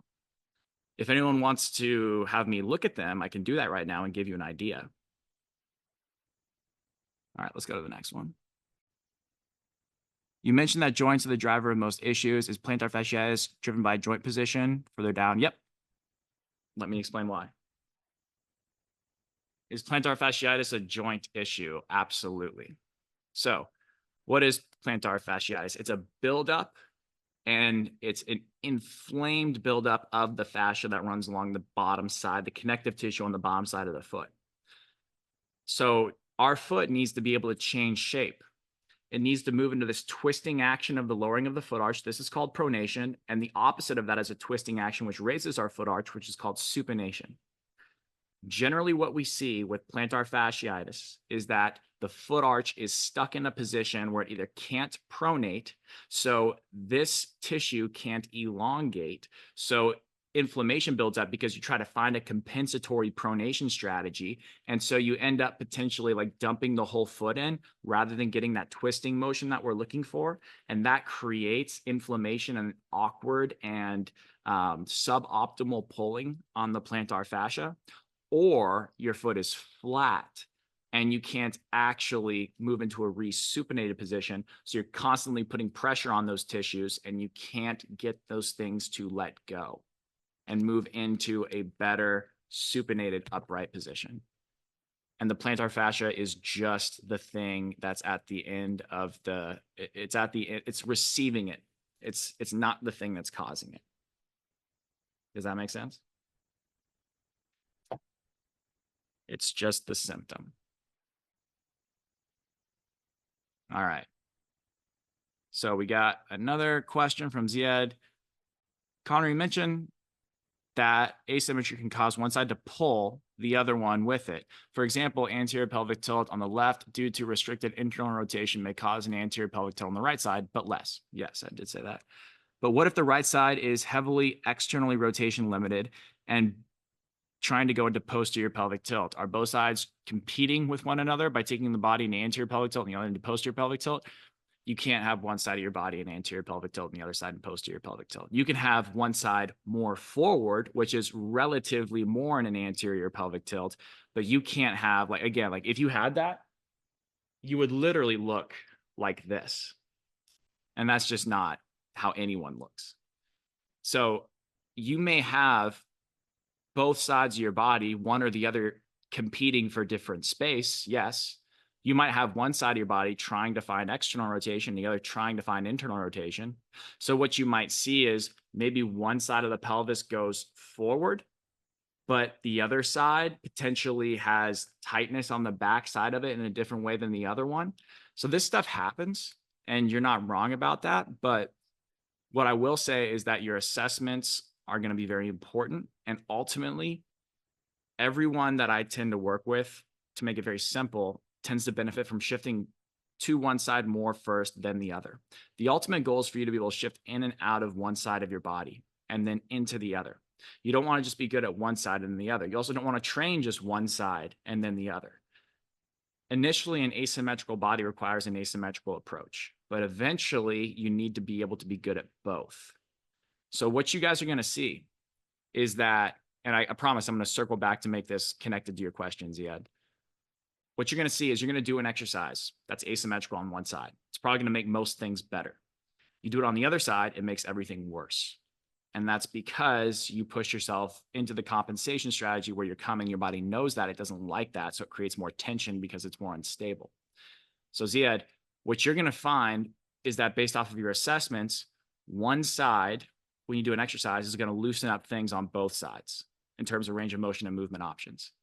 And then You're going to keep training that in a progressive way to the point where you're ready to start training both sides, and you can shift in and out of both sides effectively without getting worse when you train the other side. That's ultimately what you want to be able to do.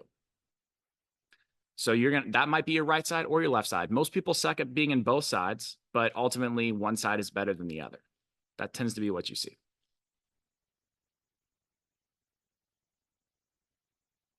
All right. Do these postural issues cause SI joint or hip pain? Absolutely, all the time. Now, here's something I want to touch on. You're going to see a lot of people out there, I'm glad this was brought up, say that anterior pelvic tilt is not associated with low back pain or any type of pain experience, because there is research out there that suggests and is very clear that anterior pelvic tilt does not cause low back pain. And I agree with them. But what I will say, and what I think that research misses, is that anterior pelvic tilt and low back pain, and that study, all those different studies don't take into account how anterior pelvic tilt is influencing the rest of the body and how anterior pelvic tilt is causing movement limitations. Many times what they don't measure is people that have these postures and their range of motion deficits and the tasks that those people need to do in their lives on a daily repetitive basis. That's why many people can have anterior pelvic tilt. Most people do. I think it's like 75 or 80% of the population, and they can live their life totally fine with no pain. Maybe their back hurts every once in a while, but it goes away pretty quick. Other people have certain postures and certain repetitive things they do in their life. They load their body a certain way. They swing a golf club in a certain way. They swing their tennis racket in a certain way. And because they lack that relative motion, they end up orienting over and over again, which places unnecessary stress on certain tissues and joints.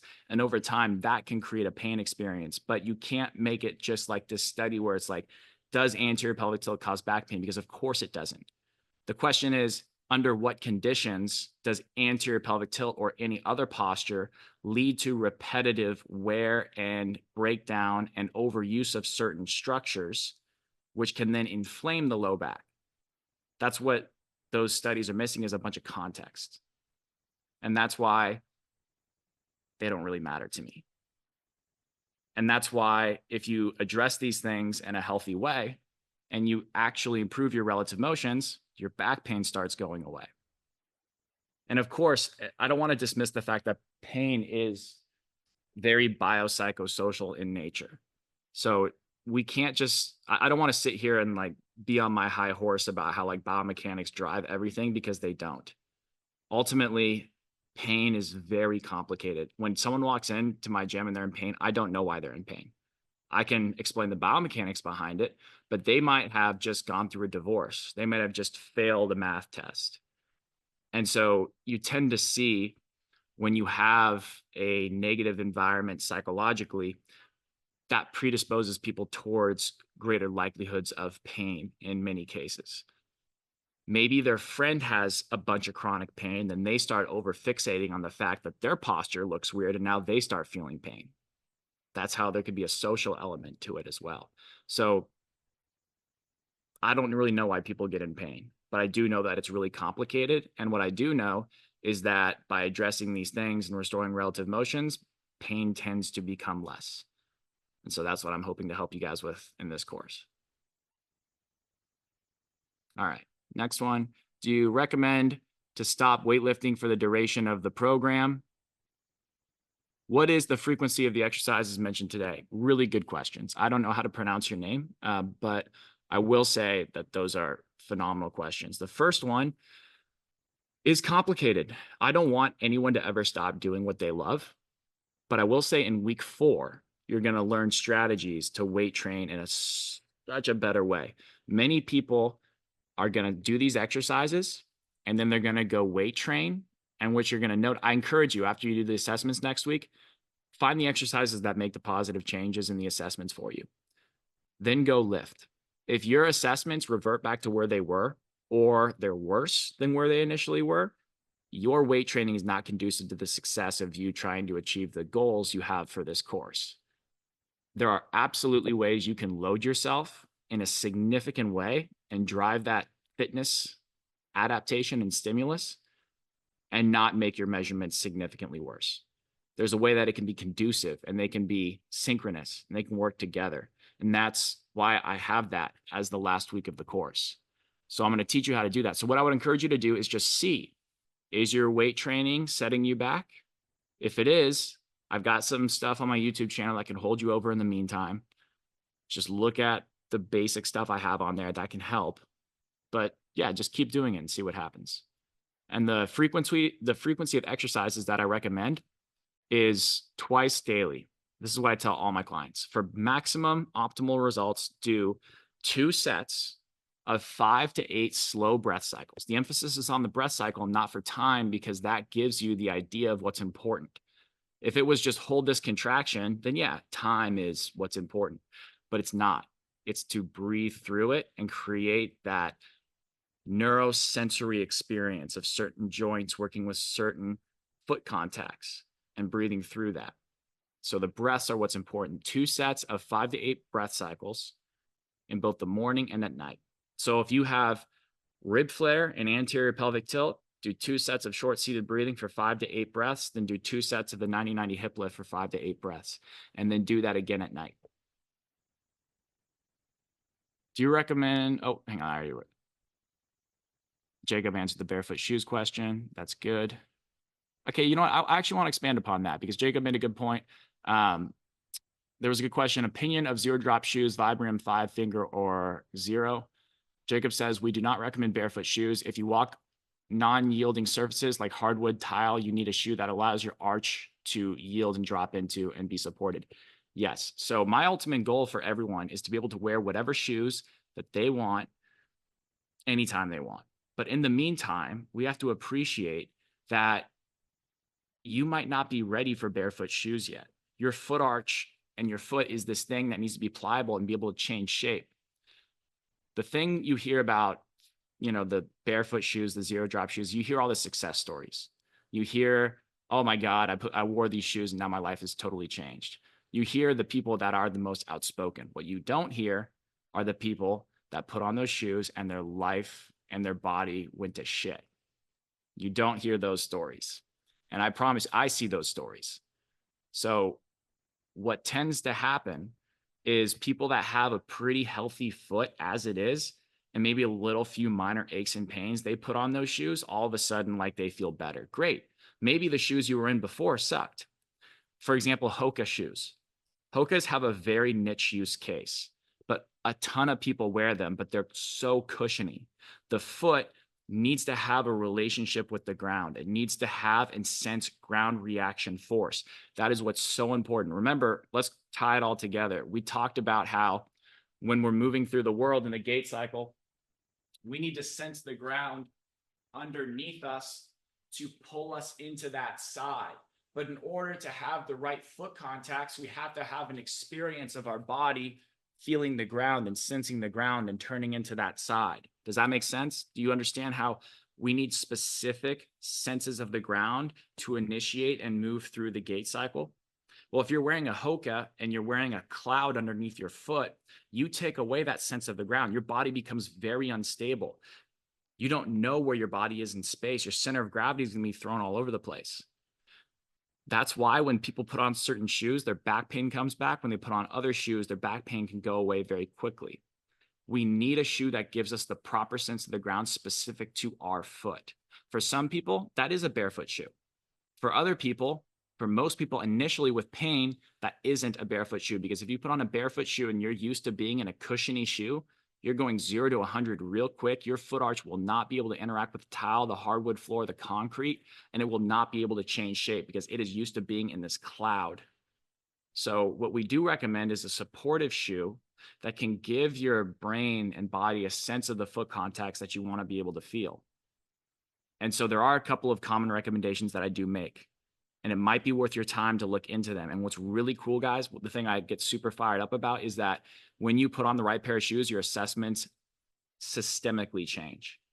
When you put on a bad pair of shoes for your body locks up. So you're going to see if you do like shoulder internal rotation or external rotation, you put a bad pair of shoes on, your shoulder internal rotation might go from 70 to 30 degrees instantaneously. And that's not placebo. That just is literally like, and when you put a good pair of shoes on, you'll notice that that again goes back down. because your body knows it's going to hold tension if it feels unstable. So try a couple of these pairs of shoes. I'll suggest them to you right now. Generally, like these are all encompassing. I'm not going to get super specific because we just don't have time to go through everyone's foot. But the shoes that I find tend to work the best are the Brooks Adrenaline 23, the GTS ones. And the Brooks, if you have higher arches, the Brooks Ghost 15s tend to work really well. And finally, it's the New Balance, I believe it's the 880s. Is that right? Jacob, is it the New Balance 860 V what? V13, New Balance 860 V13s. If you really want a pair of shoes that's good for you and will give you the proper sense of the ground that I'm talking about, try ordering those 3 pairs of shoes off of Amazon. They'll get here by next week. Assess yourself in all of them. Do the self-assessments. And I bet you one of those pairs of shoes, without having done anything else, will make your assessments better. And the other 2 won't as much, or they won't help at all, or they'll lock you up. But one of them very likely will for 95% of people in here. And if that's the case, then I'd say wear those shoes around. And then as you get better and your assessments start to stick more, you start to realize you're making some progress, you're gaining momentum, maybe start wearing them slightly less. And then eventually, over a period of months, you can just wear whatever shoes you want. And that's my goal for you guys. So you can try those out. I'll link those also on the website too. All right, guys, I have time for one more and then we probably got to go.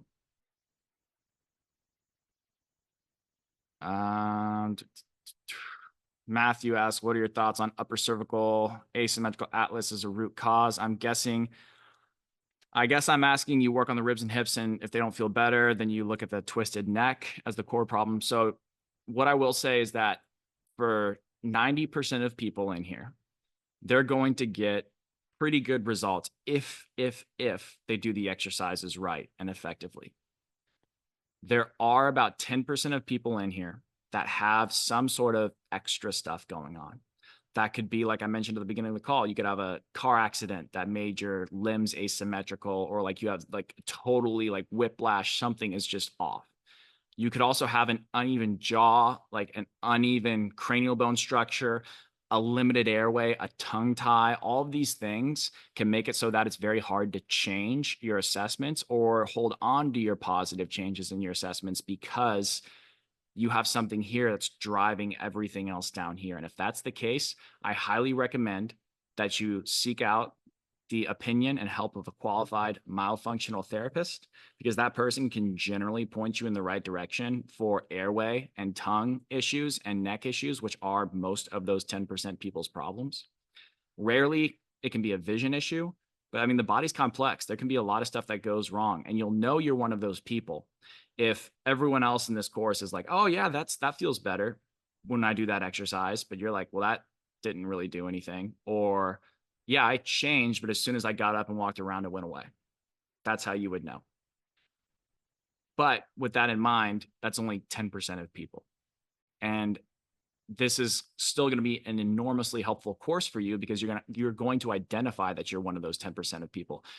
Instead of beating your head against the wall, trying to just over and over and over again try different strategies that aren't going to work for you, you probably have an airway or a tongue or a neck issue.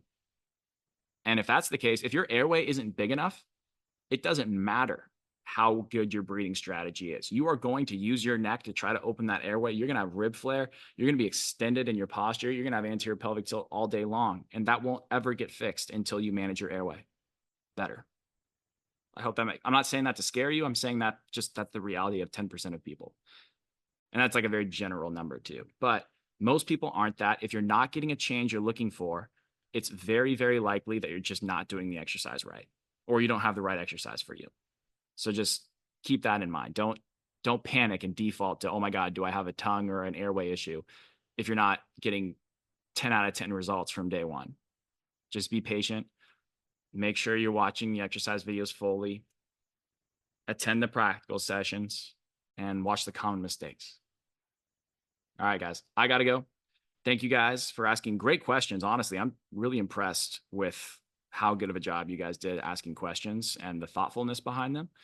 I'll make sure to upload all that stuff in this on the website. Should be there in about 4 hours. I appreciate you guys. I will see you next Friday, 10 a.m. Pacific Standard Time. Have a good one.